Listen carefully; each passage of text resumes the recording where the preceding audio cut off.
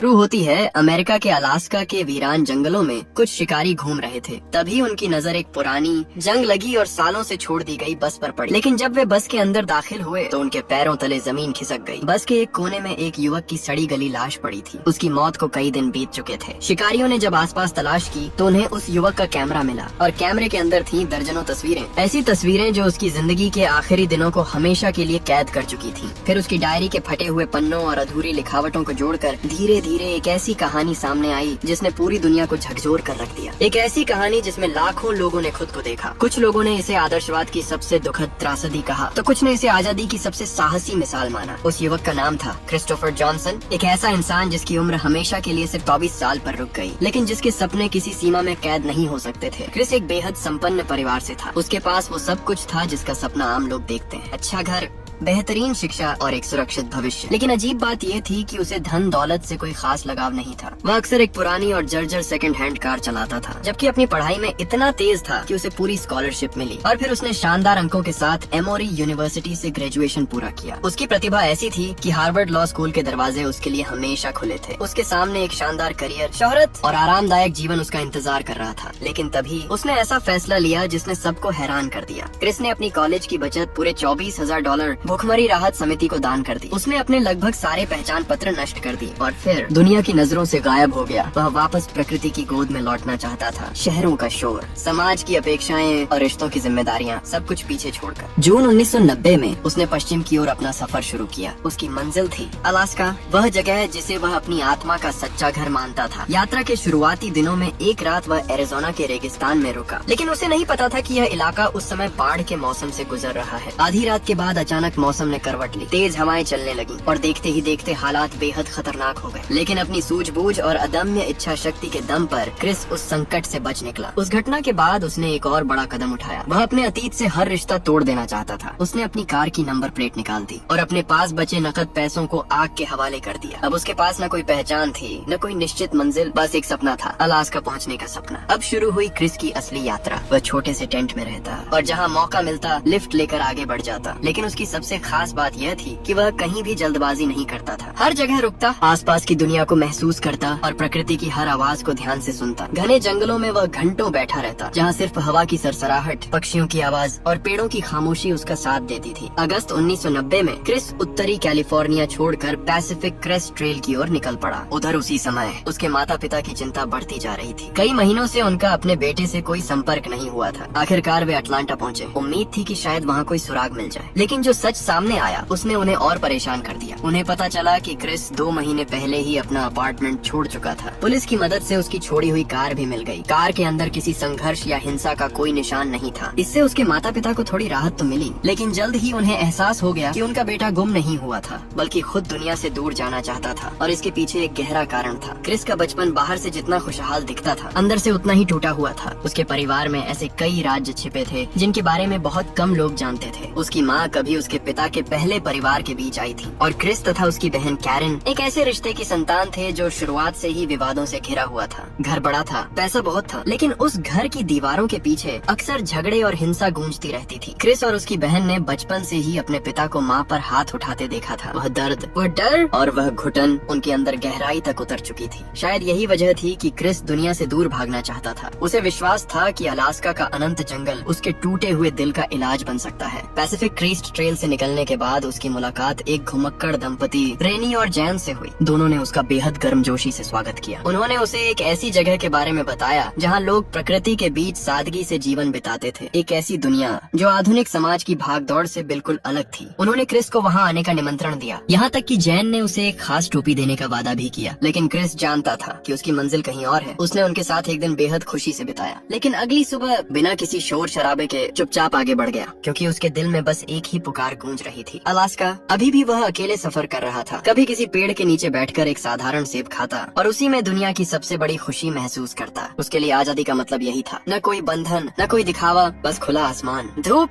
और अंतहीन रास्ते। सितंबर आते आते वह साउथ डकोटा पहुंच गया। चारों ओर सुनहरी गेहूं की फसलें लहरा रही थीं, लेकिन पेट भरने के लिए सिर्फ सपने काफी नहीं होते। इसलिए पहली बार उसे हकीकत के सामने झुकना पड़ा। उसने एक खेत में मजदूरी शुरू कर दी। वहाँ वह हार्वेस्टर मशीन चलाता और मेहनत करके अपना गुजारा करता। यहीं वहीं उसकी मुलाकात हुई खेत के मालिक वैन से। वैन बाहर से बेहद सख्त और रूखा दिखाई देता था, लेकिन उसका दिल बहुत बड़ा था। उसने क्रिस को अपने परिवार के सदस्य जैसा अपनाया और पहली बार क्रिस ने फसल कटने की खुशी, मेहनत का फल और अपनापन महसूस किया। वेन को जब पता चला कि क्रिस का सबसे बड़ा सपना अलास्का के जंगलों तक पहुंचना है, तो उसने बिना कुछ कहे उसकी मदद करनी शुरू कर दी। उसे जरूरी सामान दिलवाया और आखिरकार एक शिकारी बंदूक भी खरीद कर दी, क्योंकि अब क्रिस अपने जीवन के सबसे खतरनाक और सबसे निर्णायक सफर की ओर बढ़ रहा था। एक ऐसे सफर की ओर जो उसे या तो उसकी तलाश तक पहुंचाने वाला था या फिर हमेशा के लिए इतिहास का हिस्सा बना देने वाला था। वैन सिर्फ क्रिस का मालिक नहीं था, वह उसकी मंजिल पर यकीन करने वाला शायद पहला इंसान था। उसने एक अनुभवी शिकारी को बुलाकर क्रिस को शिकार करना सिखाया, जानवरों का मांस लंबे समय तक सुरक्षित रखना सिखाया और जंगल में जिंदा रहने के वे सारे गुण सिखाए जो आगे चलकर उसकी जिंदगी और मौत के बीच का फर्क बनने वाले थे। लेकिन किस्मत को शायद यह रिश्ता ज्यादा दिनों तक मंजूर नहीं था। गेहूं की फसल अभी पूरी तरह कटी भी नहीं थी कि पुलिस अचानक वेन के फार्म पर पहुंच गई। उस पर अवैध सैटेलाइट टीवी कारोबार चलाने का आरोप था। देखते ही देखते वेन को गिरफ्तार कर लिया गया। जाते जाते भी वह क्रिस को समझाता रहा, अलास्का जरूर जाना, लेकिन बसंत आने तक इंतजार करना। मगर क्रिस के लिए वैन के बिना वह खेत अब सिर्फ एक खाली जमीन रह गया था। इसलिए उसने अपनी मजदूरी ली, यादों को दिल में समेटा और फिर एक बार अनजान रास्तों की ओर निकल पड़ा। अब उसका सफर उसे कोलोराडो ले आया। एक रात जब वह नदी किनारे घूम रहा था, तभी उसकी नजर एक कायक यानी छोटी नाव पर पड़ी। बस एक नजर और उसके भीतर सोया हुआ रोमांच फिर जाग उठा। अगली सुबह उसने अपना सामान पुल के नीचे छिपाया और सीधे प्रशासनिक कार्यालय पहुंच गया। वह जानना चाहता था कि नदी में उतरने की अनुमति कैसे मिलेगी, लेकिन जवाब सुनकर कोई भी इंसान पीछे हट जाता। अधिकारी ने बताया, परमिट पाने के लिए लगभग 12 साल का इंतजार करना पड़ेगा। 12 साल। लेकिन क्रिस इंतजार करने वालों में से नहीं था। उसने अपनी लगभग सारी बचत निकाल ली और उसी नाव को खरीद लिया। फिर बिना किसी अनुमति, बिना किसी सुरक्षा के वह उफनती हुई कोलोराडो नदी में कूद पड़ा। लहरें विशाल थीं, धाराएं बेहद खतरनाक, लेकिन क्रिस के चेहरे पर डर नहीं, सिर्फ उत्साह था। एक जगह नदी किनारे उसकी मुलाकात कैंपिंग कर रहे एक युवा जोड़े से हुई। जब उन्हें पता चला कि यह लड़का ऊपर की खतरनाक धाराओं को पार करके आया है, तो वे उसकी हिम्मत देखकर दंग रह गए। उसी बातचीत में क्रिस को एक और बात पता चली। वह अब मैक्सिको सीमा से सिर्फ 300 किलोमीटर दूर था। लेकिन उनकी बातचीत ज्यादा देर नहीं चल सकी,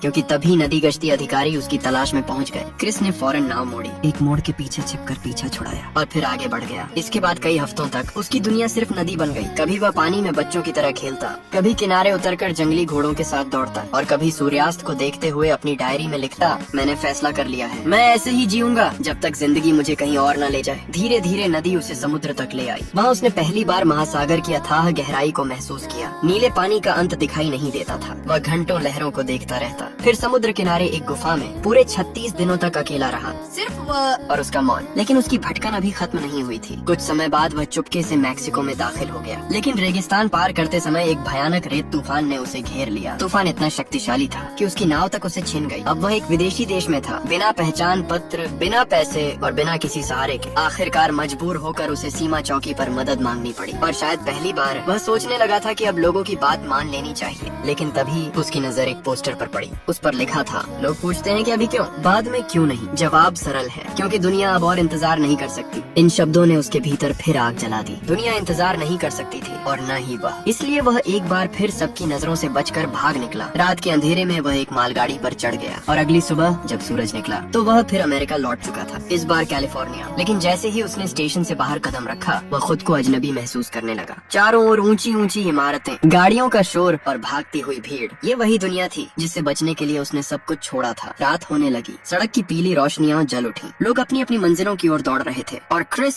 एक चौराहे पर खड़ा सोच रहा था। बाई जय याद आई। पहली बार उसे अपने भीतर हल्का सा खालीपन महसूस हुआ। तभी उसकी नजर सड़क किनारे बने एक बार पर पड़ी। अंदर एक युवा आदमी बैठा था, महंगा सूट, सलीकेदार हेयर स्टाइल और सफल जीवन की चमक। एक पल के लिए क्रिस को लगा जैसे वह खुद को देख रहा हो। अगर उसने घर न छोड़ा होता तो शायद आज वही उसकी जिंदगी होती। लेकिन यही तो वह जीवन था जिससे वह भाग रहा था। उसका दम घुटने लगा। उसे लगा जैसे पूरी दुनिया उसे निगलने आ रही हो और वह वहाँ से भाग खड़ा हुआ। जैसे कोई इंसान महामारी से बचने के लिए भागता है, वैसे ही वह दौड़कर एक और मालगाड़ी पर चढ़ गया। लेकिन इस बार किस्मत उसके साथ नहीं थी। कुछ ही देर बाद ट्रेन निरीक्षक ने उसे पकड़ लिया और फिर उसकी बुरी तरह पिटाई हुई। उसे ट्रेन से बाहर फेंक दिया गया। घायल शरीर, फटे कपड़े और थका हुआ मन लेकर वह फिर उठ खड़ा हुआ, क्योंकि उसके सामने अभी भी एक सपना था, अलास्का। वो सपना जो अब उसे पुकारने लगा था। जैसे जैसे वह उत्तर की ओर बढ़ रहा था, वैसे वैसे वह पुकार और साफ सुनाई देने लगी। लेकिन अलास्का पहुंचने के लिए उसे सामान भी चाहिए था। इसलिए कभी कभी उसे शहरों में लौटकर काम करना पड़ता। कुछ महीने मेहनत, फिर अचानक गायब। यही उसकी जिंदगी बन चुकी थी। और देखते ही देखते घर छोड़े हुए उसे 1 साल से भी ज्यादा समय बीत गया। उधर उसके माता पिता का दर्द हर दिन बढ़ता जा रहा था। वे हर दरवाजे पर उम्मीद ढूंढते, हर फोन कॉल पर चौंक जाते, लेकिन क्रिस कभी वापस नहीं आया। हालांकि कोई और था जिसे आखिरकार उसका इंतजार खत्म होता दिखाई दिया, जैन। 1 साल से ज्यादा समय बाद क्रिस आखिरकार उस जगह पहुंचा जिसका जिक्र जैन ने बहुत पहले किया था। घुमक्कड़ों का वह मशहूर ठिकाना जहाँ दुनिया भर से भटके हुए लोग आते थे, कुछ दिन रुकते, दोस्ती करते और फिर किसी नई दिशा में निकल जाते। समय के साथ वह जगह खाना बदोशों की पवित्र भूमि बन चुकी थी। उसी रात वहाँ एक संगीत समारोह आयोजित था। गिटार की धुनें हवा में तैर रही थी, आग के अलाव जल रहे थे और तभी क्रिस की नजर एक लड़की पर पड़ी। वह मंच पर खड़ी गा रही थी। उसकी आवाज में अजीब सी मिठास थी और एक गहरा अकेलापन भी। क्रिस उसकी आवाज सुनता रह गया, जैसे पूरी दुनिया की आवाजें अचानक खामोश हो गई हों। और सबसे हैरानी की बात ये थी कि उस लड़की ट्रेसी की नजरें भी बार बार उसी की तरफ उठ रही थी। शायद पहली बार लंबे समय बाद किसी ने क्रिस को सचमुच देखा था और शायद पहली बार क्रिस के दिल में भी कुछ हल्का सा बदलने लगा था। लेकिन उसे नहीं पता था कि उसकी जिंदगी का सबसे कठिन फैसला अभी बाकी था। और सबसे हैरानी की बात यह थी कि ट्रेसी शायद पहली ही नजर में क्रिस को अपना दिल दे बैठी थी। अगली सुबह वह खुद उसके पास आई और दोनों के बीच एक छोटी सी बातचीत हुई। लेकिन ट्रेसी के लिए यह किसी नई शुरुआत जैसा था। उसने खुद को क्रिस का गाइड बना लिया और पूरे दिन उसे आसपास की खूबसूरत जगह दिखाती रही।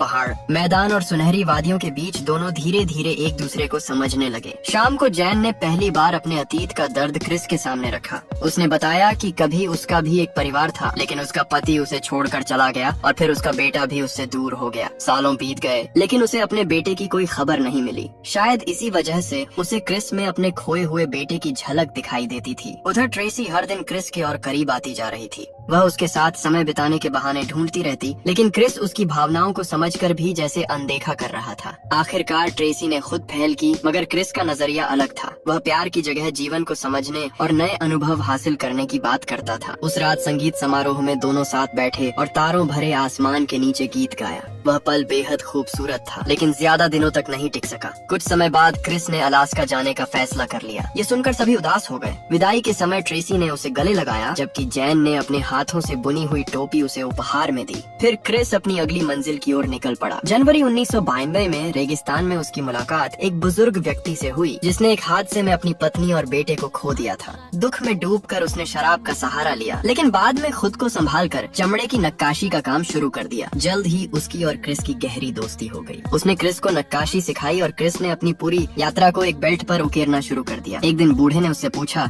कि वह आखिर किस चीज से भाग रहा है। जवाब में क्रिस ने वही सवाल उससे पूछ लिया। तब दोनों को एहसास हुआ कि वे अपनी अपनी तरह से जिंदगी से भाग रहे थे। क्रिस ने उसे समझाया कि इंसान तब तक सच में जिंदा रहता है जब तक वह नए अनुभव हासिल करता रहता है। कुछ दिनों बाद दोनों एक पहाड़ पर चढ़े। बूढ़े ने पहले कभी ऐसा नहीं किया था, लेकिन जब वह चोटी तक पहुंचा तो उसे लगा जैसे उसकी जिंदगी में फिर से नई रोशनी लौट आई हो। उसने फैसला कर लिया कि अब वह अपनी बाकी जिंदगी बदलकर जिएगा। मार्च 1992 में क्रिस के जाने का समय आ गया। विदाई के दौरान बूढ़े ने भावुक होकर उससे कहा कि वह उसे गोद लेना चाहता है और उसका दादा बनना चाहता है। ये सुनकर माहौल भावुक हो गया, लेकिन क्रिस की मंजिल अभी बाकी थी। उसने उसे गले लगाया, लौटने का वादा किया और आगे बढ़ गया। अब उसने अलास्का के लिए पूरी तैयारी कर ली थी। किताबें, राशन और जरूरी सामान जुटाने के बाद वह उस आखिरी गाड़ी में बैठ गया जो उसे उसके सपनों की धरती अलास्का तक पहुंचाने वाली थी। लेकिन उसे नहीं पता था कि उसका सबसे बड़ा सपना जल्द ही उसकी जिंदगी की सबसे कठिन परीक्षा बनने वाला है। 2 साल, हजारों किलोमीटर और अनगिनत मुश्किलों के बाद आखिरकार क्रिस अपने सपनों की धरती अलास्का पहुंच चुका था। चारों तरफ बर्फ से ढकी वादियां थीं। खामोशी इतनी गहरी थी कि सिर्फ जंगल ही उसे समझ सकता था। उसे छोड़ने वाला ड्राइवर भी उसकी हिम्मत देखकर हैरान था। उसने अपने जूते क्रिस को दी और हंसते हुए बोला,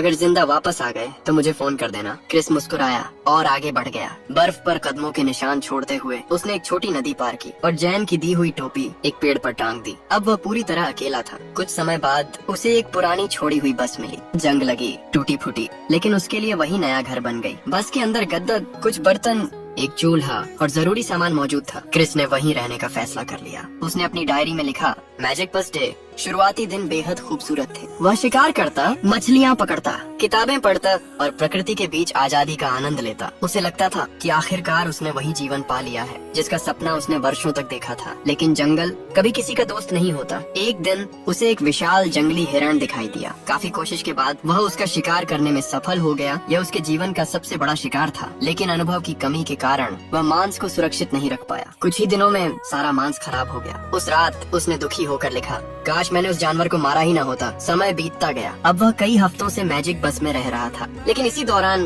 बर्फ पिघलने लगी। जो नदी पहले छोटी सी धारा थी, वह अब एक उफनती हुई नदी बन चुकी थी। क्रिस ने बाहर निकलने की कोशिश की, लेकिन लगभग बहते बहते बचा। तभी उसे एहसास हुआ कि वह फंस चुका है, पूरी तरह फंस चुका है। धीरे धीरे हालात और खराब होने लगे। शिकार मिलना बंद हो गया, भूख बढ़ती गई, उसका शरीर कमजोर होता गया। हर दिन वह थोड़ा और दुबला हो रहा था। खाने की तलाश में एक दिन उसने एक जंगली पौधा खा लिया। उसे लगा था कि वह सुरक्षित है, लेकिन वह जहरीला निकला। कुछ ही समय बाद कमजोरी, उल्टियाँ और भयानक दर्द शुरू हो गया। क्रिस समझ गया कि उससे एक बड़ी गलती हो गई है, लेकिन अब बहुत देर हो चुकी थी। दिन बीतते गए, उसका शरीर सिर्फ हड्डियों का ढांचा बनकर रह गया। एक दिन एक भूरा भालू उसके पास से गुजरा। उसने क्रिस को देखा और बिना हमला किए आगे बढ़ गया। शायद उसे भी समझ आ गया था कि इस शरीर में अब कुछ बचा नहीं है। कांपते हाथों से क्रिस ने अपनी डायरी में लिखा, मैं जंगल में फंस गया हूँ। उधर उससे मिलने वाले सभी लोग अपनी अपनी जिंदगी में आगे बढ़ रहे थे, लेकिन धीरे धीरे सबको एहसास होने लगा था कि शायद क्रिस अब कभी वापस नहीं आएगा। फिर एक दिन अपनी डायरी में उसने एक ऐसा वाक्य लिखा जो उसकी पूरी यात्रा का सार बन गया। सच्ची खुशी तभी मिलती है जब उसे किसी के साथ बांटा जाए। मरने से पहले उसे वह सच समझ आ गया था, जिसे समझने में उसे पूरी यात्रा लग गई। फिर उसने अपने कपड़े ठीक किए, स्लीपिंग बैग में लेट गया और आखिरी बार आसमान की तरफ देखा। फिर उसने लिखा, मैंने एक सुंदर जीवन जिया, भगवान का धन्यवाद, सबको अलविदा। और पहली बार उसने अपना असली नाम लिखा, अलेक्जेंडर सुपरट्रैम्प नहीं, क्रिस्टोफर जॉनसन मैककैंडलेस। उसके चेहरे पर हल्की सी मुस्कान थी, जैसे उसे आखिरकार वह शांति मिल गई हो जिसकी तलाश में वह 2 साल तक भटकता रहा। उसे अपने माता पिता याद आए और फिर धीरे धीरे उसकी आंखें हमेशा के लिए बंद हो गईं। 2 हफ्ते बाद कुछ शिकारी वहाँ पहुँचे। उन्होंने बस के अंदर एक कंकाल जैसी लाश देखी। वह क्रिस था, लेकिन उसकी कहानी यहीं खत्म नहीं हुई, क्योंकि उसके कैमरे में एक आखिरी तस्वीर मिली, एक सेल्फी। उस तस्वीर में मौत के बेहद करीब खड़ा एक युवा मुस्कुरा रहा था, कमजोर, दुबला, लेकिन पूरी तरह